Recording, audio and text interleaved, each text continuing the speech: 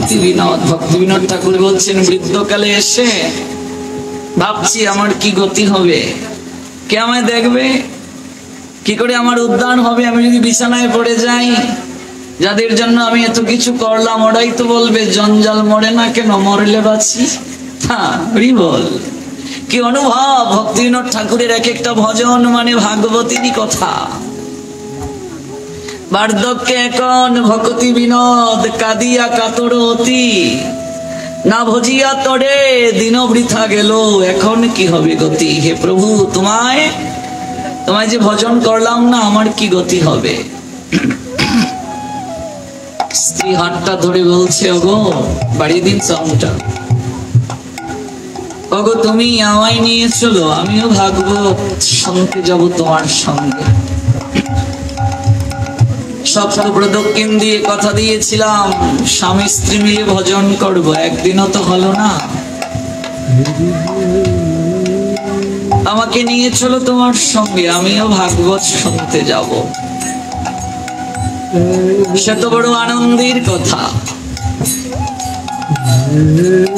14 বছরের মেয়েটি মায়ের শাড়ির আঁচল টেনে ধরে বলল, মা তোমরা ভাগবত শুনতে যাবে, আমায় নেবে না মা। এতটা গরিব চাষির মেয়েটা অন্যের বাড়িতে কাজ করে। যখনকার সময়ের লীলা বলছি, তখনকার ছোট ছোট মেয়েরাও শাড়ি পরিধান করত। শাড়িটার সব জায়গায় ফুটো হয়ে গেছে, ছিদ্র। এই শাড়ি পরে লোক সমাজে যাওয়া যায় না। বলছি, মারে তুই যে যাবি,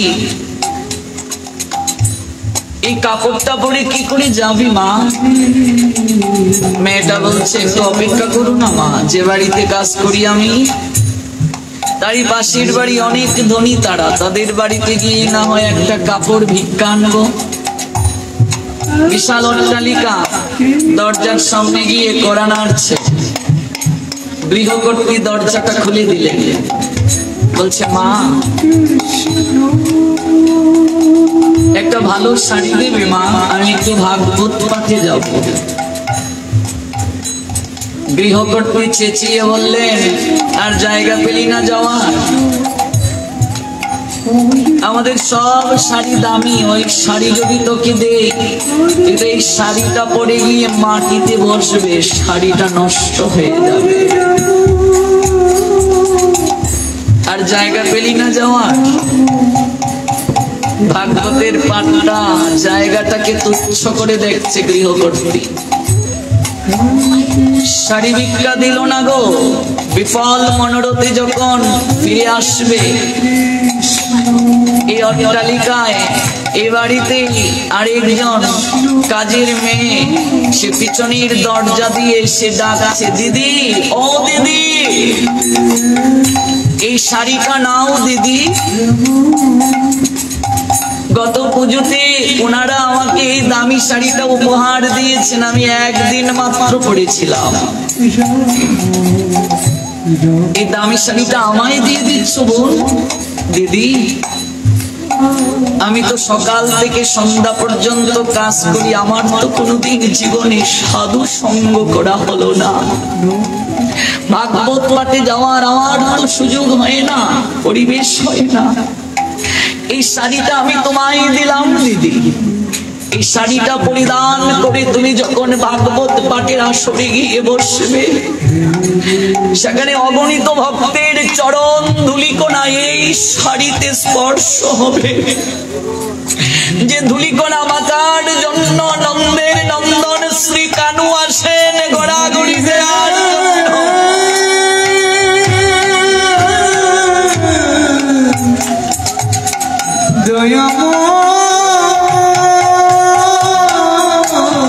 সুস্থ ভক্ত চরণ রেণু ভজন অনুকূল ওই শাড়িটা পরিধান করে গিয়ে দিদি আসার সময় ওই সেবা সঙ্গীরা একটু গড়াগড়ি দিয়ে আসবে।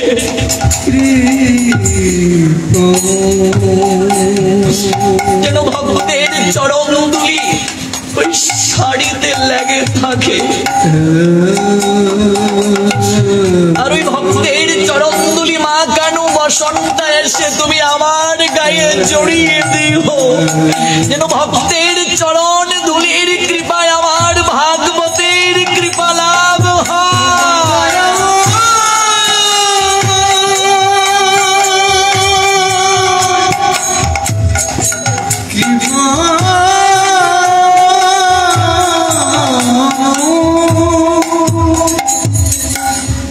যে ধুলি প্রাপ্তির জন্য স্বয়ং গঙ্গা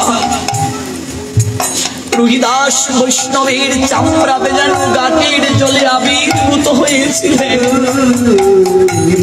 অর্জুন অহংকারী হয়ে গিয়ে যখন চামড়া বেজানো গাটের জলে স্নান করতে গিয়েছেন, গিয়ে দেখেন মা গঙ্গা সেখানে আবির্ভূত। মারে জগতের এত জায়গা থাকতে মা এই রুহিদাস মুচির চামড়া বেজানো গাছের জলে কেন রে মা? মা বলেছিলেন সংসারের সকল পাপী তাপী তাদের পাপ এই জলে ধৌত করে ওরা পবিত্র হয়ে যায় অর্জুন। আর আমি অপেক্ষা করি রুহিদাসের মতো বৈষ্ণবের চরণ ধুলিতে নির্মল হওয়ার জন্য।